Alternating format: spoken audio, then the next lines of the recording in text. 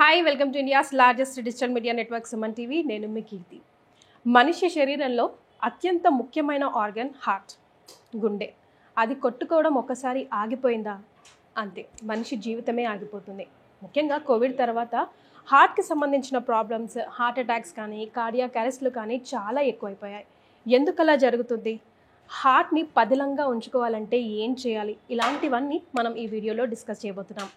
So ఈరోజు ఈ video చూస్తున్న వాళ్ళు చాలా లక్కీ అండి, ఎందుకంటే నాతో పాటు ఉన్నారు ఈరోజు ఆనర్స్ హార్ట్ ఇన్స్టిట్యూట్ నుంచి డాక్టర్ కిరణ్ కుమార్ లక్కిరెడ్డి గారు. సార్ 10,000కు పైగా హార్ట్ పేషెంట్స్ని ట్రీట్ చేసి సక్సెస్ఫుల్గా వాళ్ళ హ్యాపీ లైఫ్ని లీడ్ చేసుకునేలా చేశారు అండ్ 10 years ఆఫ్ ఎక్స్పీరియన్స్ ఉంది. సో ఈ వీడియో ద్వారా అసలు హార్ట్ ప్రాబ్లమ్స్ ఎందుకు వస్తున్నాయి, రాకుండా ఏం చేయాలి అన్న విషయాలన్నీ కిరణ్ కుమార్ గారిని అడిగి తెలుసు. నమస్తే సార్. నమస్తే అండి. Sir, as I just said, మనిషి హ్యూమన్ బాడీ అయితే ఆఫ్టర్ కోవిడ్ బిఫోర్ కోవిడ్ అని మాట్లాడుకోవాల్సిన పరిస్థితి అయితే వచ్చింది. హౌ అబౌట్ హార్ట్ పరిస్థితి కూడా అంతే అంటారా? యా, బట్ హార్ట్కి ప్రీ కోవిడ్ పోస్ట్ కోవిడ్ అనేది మైల్డ్ బిట్ ఓన్లీ, కొంచెం మాత్రమే తేడా ఉంది. బట్ దానికంటే మనం గ్రాస్గా చూస్తే గుండె జబ్బుల యొక్క మరణాలు అనేది నెంబర్ 1 ప్రపంచంలో కల్లా ఎక్కువ మరణాలు అనేది గుండె జబ్బుల వల్లనే జరుగుతున్నాయి. ఇది ఫస్ట్ ప్లేస్. ఏ కంట్రీ ఎక్కువగా ఎఫెక్ట్ అవుతుంది? It's not like country, in every country it's like globally. If you take each country, if you take globally, ప్రతి కంట్రీలో కూడా ప్రపంచం మొత్తం కూడా ఎక్కువ మరణాలు సంభవించేది గుండె జబ్బుల వల్లనే సంభవిస్తున్నాయి. ఇది ప్రీ కోవిడ్ అలానే ఉంది, పోస్ట్ కోవిడ్ కూడా అలానే ఉంది.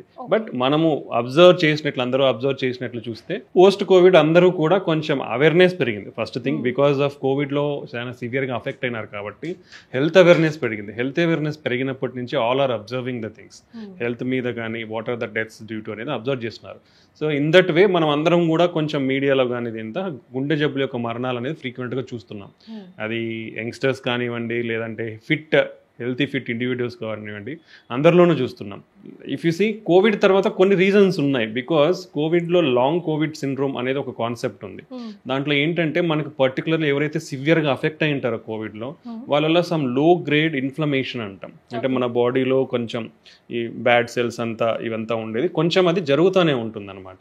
పర్టికులర్లీ ఎవరైతే సివియర్గా అఫెక్ట్ అయినారో అండ్ ఎవరికైతే రిస్క్ ఫ్యాక్టర్స్, గుండె జబ్బులు ఎవరిలో అయితే ఎక్కువగా వచ్చే కొన్ని ఫ్యాక్టర్స్ ఉంటాయి, లైక్ బీపీ కానీ, షుగర్ కానివ్వండి, ఏజ్ కానివ్వండి, kidney problems or immuno compromise అవ్వండి, ఇలాంటి ఉన్న వాళ్ళలో ఈ మైల్డ్ మనం ఏదైతే డిస్కస్ చేసామో లాంగ్ కోవిడ్ సిండ్రోమ్ అనేది వీళ్ళల్లో ఎక్కువగా కొంచెం చూపించడం వల్ల వీళ్ళల్లోనే ఎక్కువగా అఫెక్ట్ అయ్యే అవకాశం ఉంటుంది.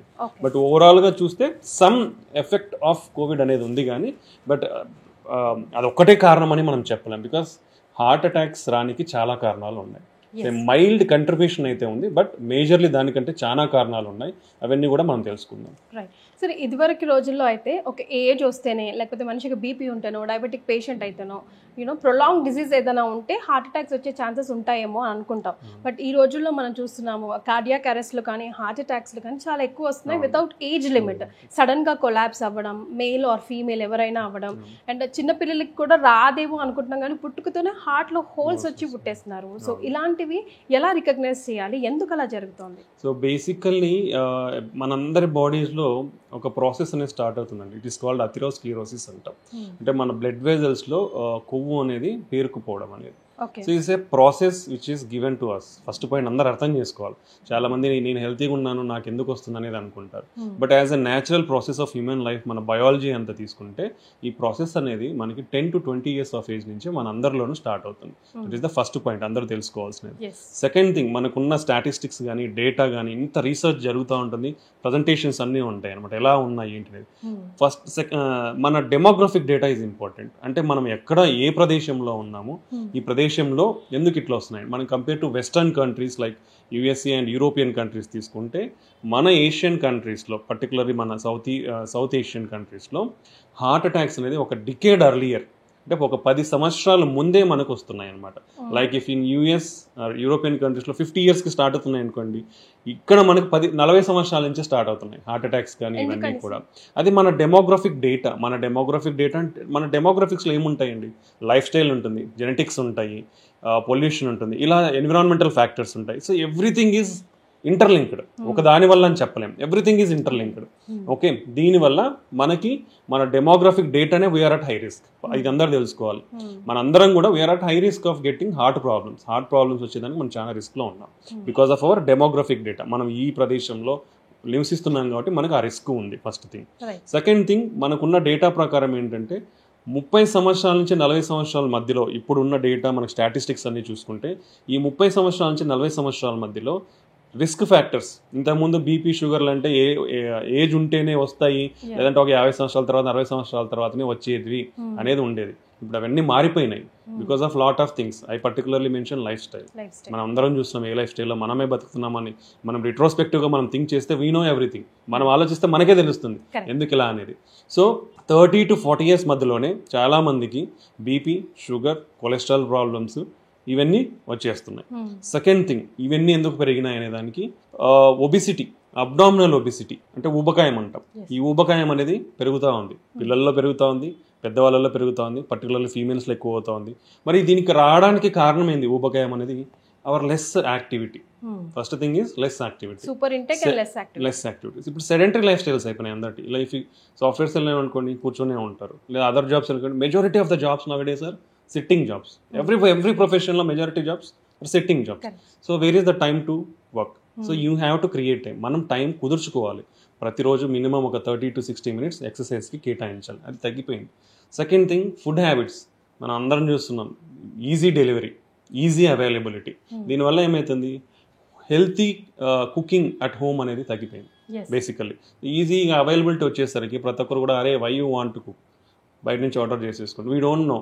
మనం recently we are seeing lot of raids how the food products are maintained even in lot of restaurants. అందరం కూడా పెద్ద రెస్టారెంట్లు అంటే మనం మంచిగా ఉంటుంది అనుకున్నాం, but that has been proved wrong based on the recent dates. అది అందరికి కూడా తెలిసింది.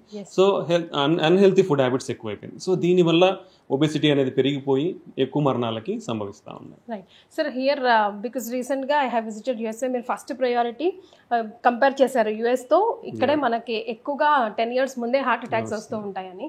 కానీ what according to you is like lifestyle modifications కానీ లేకపోతే ఒక జంక్ ఫుడ్ కానీ ఏం చెప్తారు సార్? బికాస్ మనమే డ్యూరింగ్ కోవిడ్ టైం మనం చూసాం, మిగతా వెస్టర్న్ కంట్రీస్ అన్ని ఇండియా వైపు తొంగి చూసాయి because of the food they take, preservatives they take, all blah blah blah అని చూసాం కదా. మరి ఎక్కువగా ఫ్రోజన్ ఫుడే కదా సార్ తింటారు. ఎక్కువగా బర్గర్స్, శాండ్విచెస్ మీద మైదా ఫుడ్, ఆల్ పర్పస్ ఫ్లోరీస్ వాళ్ళ డైలీ స్టేపుల్ ఫుడ్ కదా. That's what I'm telling you. Demographic is important. Which area you are, how are your genetics? Oh, that is matter particularly.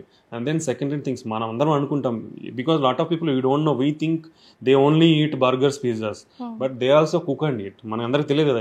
If I know some people who is living in USA, I know how they are eating. So not everybody's food habits are bad. వాళ్ళలో కూడా good habits ఉంటాయి. But now what is cause of increasing deaths in India? So we rely on mostly on easy foods, particularly processed foods. If you take any, like if you take biscuits, whole wheat, even lot of data is coming, and if they tell like oats, millets, biscuits center, but how much percentage in that? So everything is like processed foods is dangerous. So better go for healthy food, cook at home and eat more fruits and vegetables. మనకున్న data ప్రకారం భారతదేశంలో less than 50% or nearly 50% of the population వారానికి ఒక్కరోజు మాత్రమే fruits తీసుకుంటున్నారు. And that too 1 time in a week. యూజువల్గా ఎన్ని servings ఉండాలి? Per day 3 to 5 servings of fruits and vegetables ఉండాలి. How many people are following? Yeah, okay. There are a lot of healthy habits we have to consider. If you take cakes, bakery items, whatnot, whatever you take from processed and packed foods, they are rich in salts, they are rich in fats and oils.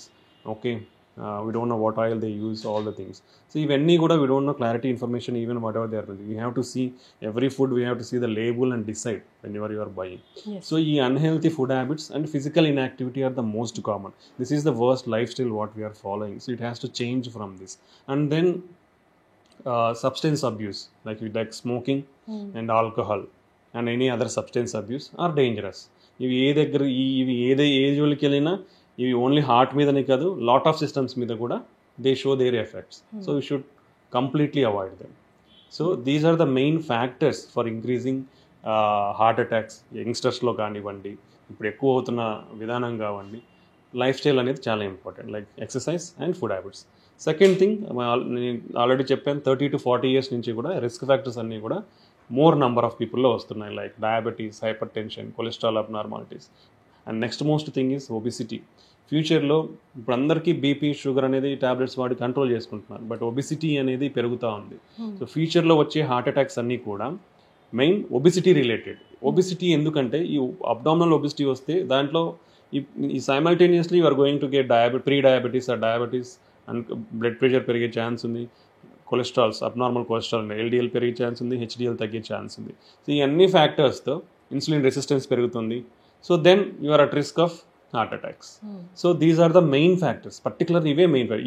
ఈ minimum ఒక 4-5 factors మీద concentrate చేయగలిగితే you can at least reduce, మనం కంప్లీట్గా prevent చేయొచ్చు అని చెప్పలేను కానీ బట్ రెడ్యూస్ ఇన్సిడెంట్స్ని మనం తగ్గించుకోవచ్చు అనమాట.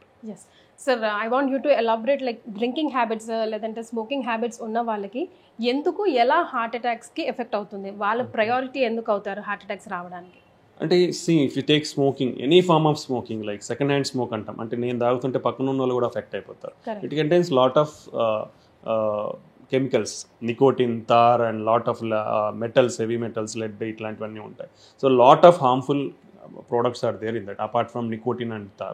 So ఈ products అన్ని కూడా if you inhale it starts inflammation in your body and they change lot of, అంటే మన బేసిక్ మెకానిజమ్స్ కొన్ని ఉంటాయి. ఇన్ఫ్లమేషన్ అంటే ఒకటి ఏదన్నా ఫారిన్ బాడీ ఆబ్జెక్ట్ వస్తే మన సెల్స్ రియాక్ట్ అవ్వడం అనమాట. ఇది కంటిన్యూస్ ప్రాసెస్ ఉందంటే that inflammatory activity is more and it damages the native parts also. Then endothelium అని అంటే మన బ్లడ్ వెజల్ మీద ఒక చిన్న పొర ఉంటుంది ఎండోథీలియం అనేది. It is very reactive to lot of things, chemicals, బాడీలో ఉండే చాలా కెమికల్స్కి రియాక్టివ్. సో వాసోస్పాజమ్ అవ్వచ్చు, నార్మల్గా ఉంటే సడన్గా ఇట్లా స్పాజమ్ ముచ్చుకుపోవచ్చు. సమ్ టైమ్స్ మన ఎండోథీలియం అంతా డ్యామేజ్ అవ్వచ్చు. డ్యామేజ్ అయిపోయి ఎట్లయితే ఫ్యాట్ అక్యుములేషన్ అవుతుందో సడన్గా నీకు ఇది రప్చర్ అయిపోయి బ్లడ్ క్లాట్ అవ్వచ్చు. మన బాడీలో ఉండే కోయాగులేషన్ సిస్టమ్, అంటే మన బాడీలో ఏంటి బ్లడ్ క్లాట్ కాకుండా ఫ్లో అవ్వాలి. So that's some mechanisms are there in our body. ఆ మెకానిజమ్స్ అన్ని అఫెక్ట్ అయిపోతాయి. అఫెక్ట్ అయినప్పుడు you will get more propensity for thrombosis. చిన్న ఏదన్నా మైల్డ్ క్రాక్ అట్లా ఇది ఏది జరిగినా ఇమీడియట్గా బ్లడ్ క్లాట్ అయిపోవడం, ఇలాంటి రిస్క్ అన్ని పెరిగిపోతాయి స్మోకింగ్లో. And it was also causes. So ఇవన్నీ బ్లడ్ వెజల్స్ డ్యామేజ్ అయినప్పుడు బ్లడ్ వెజల్స్ అనేది ప్రతి ఆర్గాన్కి సప్లై చేస్తాయి. సో వెన్ ఈ బ్లడ్ వెజల్స్ డ్యామేజ్ అయినాయి అనుకోండి every organ can be affected. Like brain strokes వస్తాయి, హార్ట్ స్ట్రోక్స్ వస్తాయి, అన్నీ వస్తాయి. And simultaneously smoking will cause lot of cancers, oral cancers, esophageal cancer, colon cancers, lung cancers. Every part of the body is going to affect due to smoking. ఇనిషియల్గా ఎవరికి కూడా ఇవన్నీ effects తెలియకపోవచ్చు because of some time. మన body అనేది some time ఇస్తుంది react కావడానికి.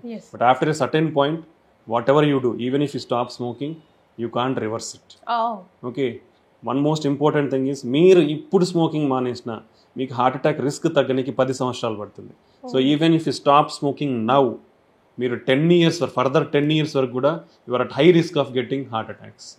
So immediately stop smoking. That prolonged effects ఉంటాయి ఇవన్నీ. ఇప్పుడు మనం అయితే కోవిడ్ అయిపోయింది కదా ఎఫెక్ట్స్ ఎట్లయితే మినిమల్ ఎఫెక్ట్ చూపిస్తుందో సేమ్ వే ఇఫ్ ఈ smoking is having long term effects. So మీ ఎఫెక్ట్స్ అన్ని తగ్గడానికి 10 years పడుతుంది. నాన్ స్మోకర్స్ లెవెల్ రిస్క్ రానికి 10 సంవత్సరాలు పడుతుంది. So smoking is that much dangerous. తాగేటప్పుడు ఎవరికి కూడా మనకు తెలియదు, బట్ వన్స్ యూ ఎక్స్పీరియన్స్, ఒక డిసీజ్ ఎక్స్పీరియన్స్ అయినప్పుడే we know all the problems. So and lot of lung problems, COPD, ఆయాసం, ఉబ్బసం వస్తుంది స్మోకింగ్లో. సో ఇట్లా every part of the body will get affected due to smoking. మీరు ఒక్కరే కాదు, స్మోకింగ్ మీకే ఏదో ప్రాబ్లం వస్తుంది కాదు, మీ చుట్టూ ఉండే మనుషులు, పర్టికులర్లీ మీ ఫ్యామిలీలో పిల్లలు ఉంటారు, పిల్లల్లో కూడా యాజ్ ద పేరెంట్స్ స్మోక్ చేస్తున్నారంటే పిల్లలు ఉన్నప్పుడు they are more prone to get respiratory infections and respiratory disorders. So you should be more careful. So their growth will be affected. So these are అట్లాంటి side effects చాలా ఉన్నాయి smoking వల్ల. So అందరూ ఇప్పుడు smoking either first hand smoking or second hand smoke అంటారు. Then smokeless tobacco అంటాం, chewing is also dangerous. Same effects. నువ్వు ఏదైతే స్మోక్ చేస్తావో chewing tobacco like gutka, khaini, paan, tambaku, ఏవేవో ఉన్నాయి, చాలా నేమ్స్ ఉన్నాయి దీనికి. సో ఇవన్నీ కూడా సేమ్ సైడ్ ఎఫెక్ట్స్ ఉంటాయి. స్మోకింగ్ ఎంతకైతే సైడ్ ఎఫెక్ట్స్ ఉన్నాయో, and they are particularly chewing లోకల్గా ఉంటుంది కాబట్టి ఆ కెమికల్స్ అని they are more prone for oral cancers and mouth cancers and throat cancers. So apart from heart attack risk and this thing, even hookahs are also dangerous. Routine cigarette smoke కంటే కూడా ఎక్కువ nicotine content అనేది ఉంది. So even hookahs are dangerous, even electronic cigarettes are dangerous. Every study whatever is shown, ఇవన్నీ కూడా స్మోక్లెస్ అని చెప్తారు కానీ but the studies and investigations I found that దీంట్లో కూడా huge amounts of nicotine and harmful chemicals ఉన్నాయి. So every product is dangerous only. ఇది సేఫ్ అనేది అయితే లేదు. So always keep away from smoking. Simultaneously alcohol whatever amount is taking it is harmful. This is the new study and new evidence whatever మనకు ఉన్న కొత్త evidence ప్రకారం, కొత్త data ప్రకారం ప్రీవియస్లీ అయితే small figure 30 ml of alcohol per day in female and 2 per in male అనేది ఉండేది, but now it's not there. It was removed from the guidelines or the data. Any amount of alcohol is damage to your body organs. So this is remember. So ఆల్కహాల్స్లో కూడా particularly binge alcohol drinking చేస్తారు, that is more dangerous. Suddenly you are more prone to get heart rate abnormalities ఎక్కువ అయ్యే chance ఉంటుంది. So heart rate సడన్గా పెరిగిపోతాయి. So heart rate సడన్గా పెరిగిపోయినప్పుడు death risk కూడా ఉంటుంది. So this is more danger. So binge alcohol drinking is completely unavoidable, avoid చేయాల్సిన విషయం. సెకండ్ థింగ్, మన హార్ట్ మజిల్ అనేది వీక్ అవుతుంది. ప్రొలాంగ్డ్ క్రానిక్ డ్రింకర్స్లో హార్ట్ మజిల్ అనేది వీక్ అవుతుంది. ఆల్కహాలిక్ కార్డియోమైపతి అంటాం. అయిపోయి మన గుండె అనేది ఉబ్బిపోతుంది, ఉబ్బిపోయి హార్ట్ ఫెయిల్ అవుతుంది, హార్ట్ పంపింగ్ అనేది తగ్గిపోతుంది. హార్ట్ పంపింగ్ తగ్గిపోయినప్పుడు you will get all the symptoms. ఆయాసం వస్తుంది, కాళ్ళవాపులు వస్తాయి, మీ ఫ్యాటీగ్ వస్తుంది, ఏం పనులు చేసుకోలేరు, మొహాలు అన్నీ ఉబ్బిపోతాయి. సో వన్స్ ఇవన్నీ కూడా ఇర్రివర్సబుల్ స్టేజ్ ఉన్నప్పుడే, అంటే అది రాకముందే, ఏదైతే రివర్సబుల్ స్టేజ్ వరకు ఉన్నప్పుడే మీరు కంప్లీట్గా మానేస్తే నార్మల్ అయ్యే ఛాన్స్ ఉంది. బట్ ఎప్పుడైతే ఇర్రివర్సబుల్ స్టేజ్, రిపేర్ చేయలేని స్టేజ్కి మీరు తాగి వెళ్తే మాత్రం you can't reverse the heart pumping function to normal in alcoholics. And వీళ్ళు బంద్ తాగడం వల్ల ఫుడ్ సరిగ్గా తీసుకోకపోవడం వల్ల విటమిన్ డెఫిషియన్సీస్ ఉంటాయి, పర్టికులర్ థైమిన్ డెఫిషియన్సీ. దానివల్ల కూడా the heart will affect. This called dry and wet beri అంటాము. సో హార్ట్ అఫెక్ట్ అవుతుంది. సో అండ్ దెన్ వాళ్ళు కూడా they are more prone to get liver problems, pancreatitis, cirrhosis of the liver, pancreatic cancers. Okay, ఇవన్నీ కూడా alcohol వల్ల side effects ఉన్నాయి. So any amount of alcohol is dangerous. So అలవాటు ఉన్న వాళ్ళు kindly slowly reduce your amount and try to stop completely, so that the way you can save your health and body organs. That is most important. So both smoking and alcohol are dangerous. So ఇంత time తీసుకొని ఇంత stressful గా every point చెప్తున్నారంటే దాంట్లో ఎంత బలం ఉందో అర్థమవుతుంది sir. Like wise let's speak about like diabetics and BP ఉన్న వాళ్ళకి హార్ట్ అటాక్స్ రావాల్సిందేనా? ఇక్కడ నేను ఇంకో పాయింట్ కూడా యాడ్ చేయాలనుకుంటున్నాను సార్. లైక్ జెనెటిక్ ప్రాబ్లమ్స్ అని కూడా మనం చెప్తూ ఉంటాం, జెనెటిక్గా ఉన్నా కూడా వస్తుందని. ఒక ఫ్యామిలీలో ఒక మనిషి ఉన్నాడు, లైక్ ఫర్ ఎగ్జాంపుల్ ఫాదర్ ఉన్నాడు, తనకి ఆల్రెడీ అన్ని అలవాట్లు ఉన్నాయి, హీ హ్యాస్ హార్ట్ ప్రాబ్లం అనుకోండి. ఆ సన్కి ఆ కూతురుకో కంపల్సరీ రావాల్సిందేనా, even though they don't have any habits because of genetic reason? Genetics is very important అండి. ప్రీవియస్గా మనకి హై రిస్క్ తీసుకుంటే ఫస్ట్ డయాబెటీస్ తీసుకుంటాం. మీరు అడిగినట్లు diabetes are the very high risk for heart attacks and heart problems because of lot of mechanisms. Even with control డయాబెటీస్లో కూడా ఏమవుతుందంటే, చిన్నగా ఎక్స్ప్లెయిన్ చేయగలమా సార్ హౌ ఇట్ ఎఫెక్ట్స్ అన్నది? మనకి చెప్పాను నేను, ఇన్ఫ్లమేషన్ అనేది ఒక కాంపోనెంట్ ఉంటుంది ప్రతిదానికి కూడా, అంటే మన సెల్స్ ఎలా రియాక్ట్ అవుతాయి అనేది. సో ఈ లో గ్రేడ్ ఇన్ఫ్లమేషన్ అనేది ఈవెన్ కంట్రోల్డ్ షుగర్ ఉన్న వాళ్ళలో కూడా ఇది ఒక ప్రాసెస్ కంటిన్యూస్గా ఉంటుంది. Okay, this is one of the factor. So ఇదేమవుతుంది, ఈ లో గ్రేడ్ ఇన్ఫ్లమేషన్లో కూడా కంట్రోల్గా ఉంటే కూడా కొలెస్ట్రాల్ అక్యుములేషన్ అనేది అవుతుంది, ఈ సెల్స్ అనేది వచ్చి డ్యామేజ్ జరుగుతుంది అనేది. ఎండోథీలియం మనం ఒక పొర ఉంటుందని, ఆ పొరలో అక్యుములేషన్ అవ్వడం, ఫ్యాట్, స్మాల్ క్రాక్స్ కానీ ఇట్లాంటివి రావడం ఇవి జరుగుతూ ఉంటుంది. రెండోది డయాబెటిక్స్లో మనకి బ్లడ్ క్లాటింగ్ కూడా కొంచెం ఎక్కువ అయ్యే ఛాన్స్ ఉంటుందన్నమాట. ఇది సెకండ్ కాంపోనెంట్. దెన్ మనకి ఇన్సులిన్ రెసిస్టెన్స్, దానివల్ల దెన్ ఈ అడ్వాన్స్డ్ గ్లైకేషన్ ఎండ్ ప్రోడక్ట్స్ అంటాం. సో దానివల్ల ఇవన్నీ ఇన్ఫ్లమేషన్, వెజల్ డ్యామేజ్ ఇవన్నీ జరుగుతూ ఉంటాయి. దెన్ మన షుగర్ వల్ల నర్వ్స్ కూడా ఎఫెక్ట్ అవుతాయి. సో ఆటోనామిక్ నర్వస్ సిస్టమ్ అంటాం, అంటే ఈ సిస్టమ్ అనేది మన హార్ట్ రేట్ కానీ బ్లడ్ ప్రెషర్ని కానీ మెయింటైన్ చేస్తూ ఉంటుంది. సో ఈ నర్వ్స్ ఎఫెక్ట్ అయినప్పుడు, హార్ట్ నర్వ్స్ ఎఫెక్ట్ అయినప్పుడు there variations in the heart rate and blood pressure కూడా ఉండే ఛాన్స్ ఉంటుంది. So because of all these mechanisms, so blood clotting tendency increase అవ్వడం, ఈ వాస్కులర్ డ్యామేజ్ అనేది జరగడం, లో గ్రేడ్ కంటిన్యూస్గా బీపీ, మ్యాక్సిమం బీపీ, షుగర్ ఉన్న వాళ్ళలో బీపీ కూడా ఉండే ఛాన్స్ ఉంటుంది. సో స్మాల్ వెజల్స్ కూడా అఫెక్ట్ అవుతాయి వీళ్ళలో. సో ఈ అన్ని మెకానిజమ్స్ వల్ల షుగర్ ఉన్న వాళ్ళు ఈవెన్ కంట్రోల్డ్ ఉంటే కూడా హార్ట్ అటాక్స్ వచ్చే ఛాన్స్ ఉంటుంది. అదే అన్కంట్రోల్డ్ ఉంటే మాత్రం డెఫినెట్లీ హై రిస్క్ అండి, కంపల్సరీ హై రిస్కే ఉంటారు వాళ్ళు. ఈవెన్ ఏ ఏజ్ వాళ్ళైనా, ఎంత అర్లీగా డయాబెటీస్, ఇప్పుడు 50 years డయాబెటీస్ యూజువల్గా వస్తుంది, అలాగే 40 years డయాబెటీస్ వచ్చింది అనుకోండి, 10 years అర్లియర్గా వస్తే your risk will increase by almost 50% in getting heart attack. So 50 yearsలో వచ్చే షుగర్ 40 సంవత్సరాలకు వస్తే మీ గుండె జబ్బుల యొక్క రిస్క్ అనేది 15% పెరుగుతుంది. So this much risk is there. So early age of onset of diabetes is high risk, more high risk. So this is important. So sugar ఉన్న వాళ్ళు కంపల్సరీ చాలా స్ట్రిక్ట్ కంట్రోల్లో పెట్టుకోవాలి. ఫుడ్ ఎలా తీసుకుంటున్నాము, ఎంత తీసుకుంటున్నాము, క్వాలిటీ ఆఫ్ ఫుడ్, ఏం ఫుడ్ తీసుకుంటాం అనేది క్లియర్ కట్గా వాళ్ళు దే షుడ్ డిఫైన్ దెమ్. అవి వాళ్ళు ఫాలో అవ్వాలి కంపల్సరీగా. ఫుడ్ హ్యాబిట్స్ లైక్ ఆయుర్వేదం మీదో లేకపోతే XYZ మీదో డిపెండ్ అయ్యి నేను ఫుడ్ కంట్రోల్ చేసుకొని టాబ్లెట్ వేసుకోకుండా నేను డయాబెటిక్ని కంట్రోల్ పెట్టుకుంటానంటారు.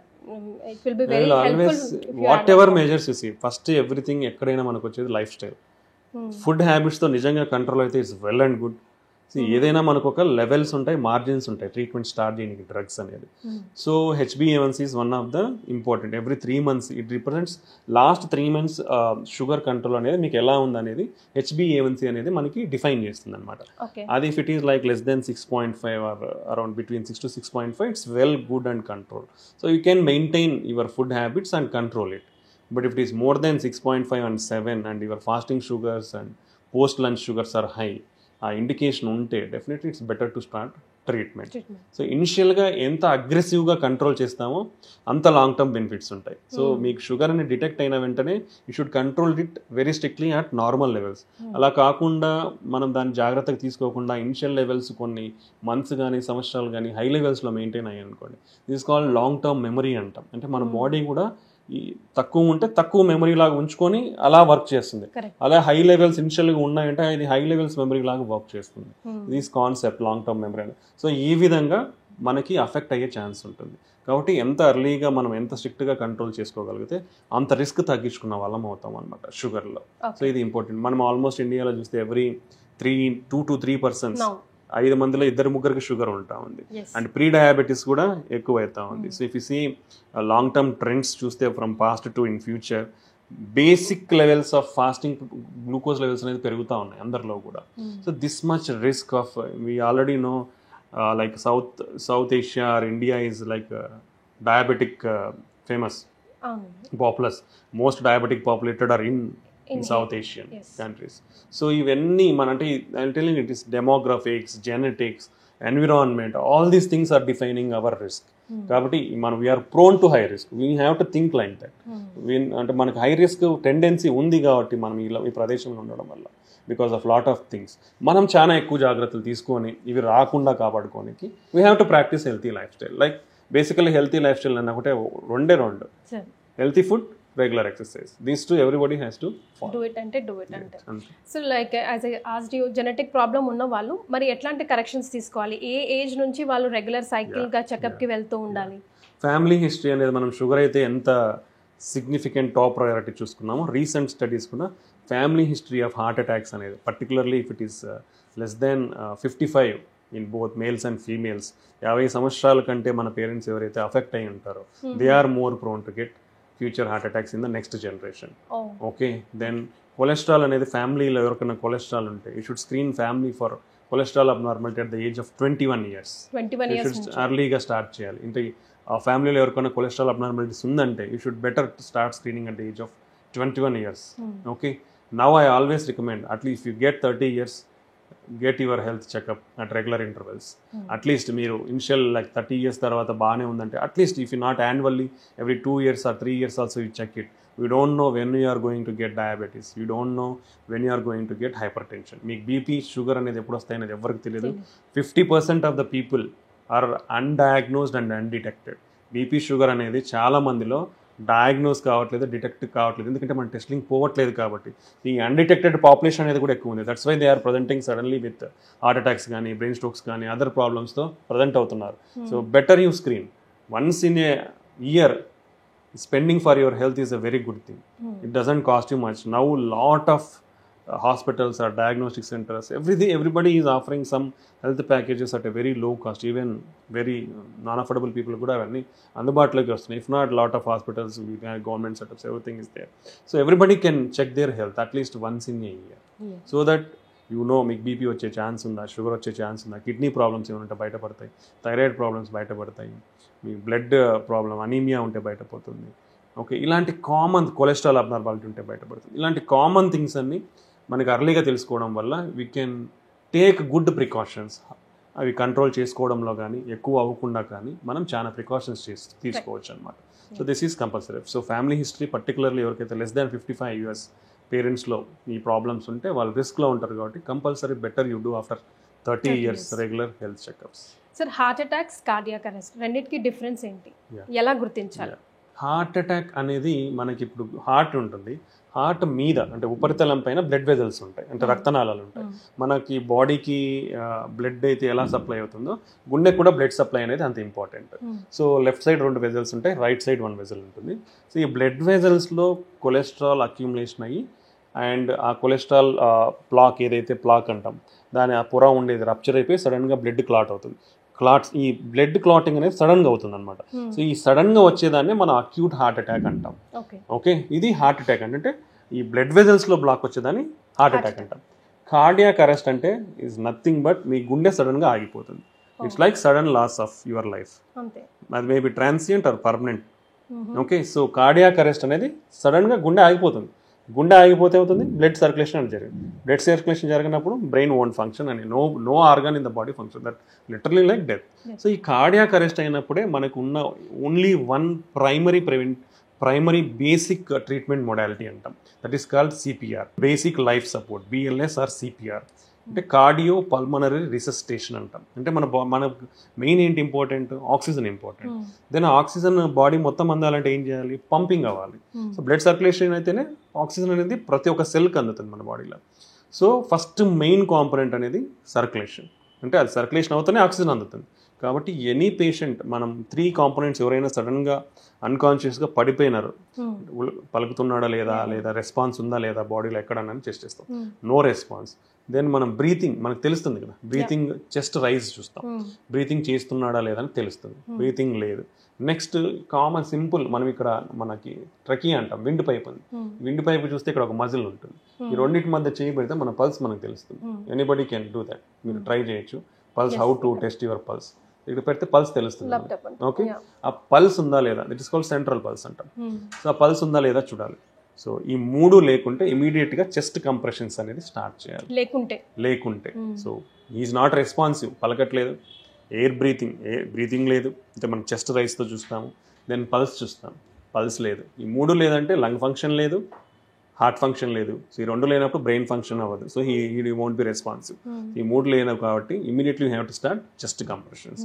నిమిషానికి 100 చెస్ట్ కంప్రెషన్స్ చేయాలి. Okay, that much 100. So this is basic life support. ఇదంతా చేయడానికి ఎంత టైం ఇస్తారు సార్? హార్డ్లీ షుడ్ ఈ 3 ఎవాల్యుయేట్ చేయడానికి 10 సెకండ్స్లో నువ్వు ఐడెంటిఫై చేయాలి. 10 సెకండ్స్లో ఇవన్నీ మీరు చూసి లేకుంటే ఇమీడియట్గా సిపిఆర్ చేయాలి. That much immediate response is needed. ఇది ప్రతి ఒక్కరూ ట్రైన్ అవ్వగలరు. బేసిక్ లైఫ్ సపోర్ట్ అనేది every human being on the earth, every adult person at least they should be trained in this. మనకి లాట్ ఆఫ్ వీడియోస్ ఉంటాయి and lot of people are giving training programmes also. You can get even BLS certification from standard academies.